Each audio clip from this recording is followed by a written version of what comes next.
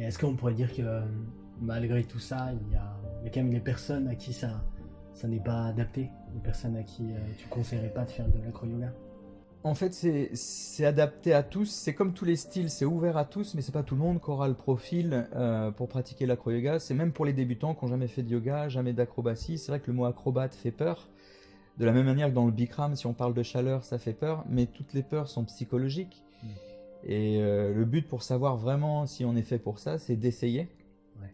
Parce que conseiller les gens, on a tous eu des amis qui nous conseillent d'aller voir un film, ça va être super, on va voir le film, c'est pas vraiment super, parce qu'on a tous des goûts différents, tout le monde est différent, donc il y a des yogas qui correspondent à tout le monde, à chacun. La meilleure façon de savoir si ça correspond, c'est d'essayer, et c'est accessible pour tous les débutants. Souvent les gens voient des positions avancées ou des figures avancées, parce que c'est ce qui est le plus visuel, et c'est ce qu'on voit le plus sur YouTube, sur Instagram ou Facebook.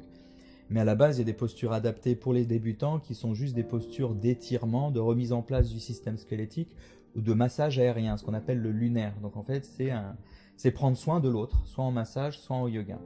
Donc même les débutants qui n'ont jamais été souples, forts ou acrobates peuvent tenter l'expérience et y trouver leur compte.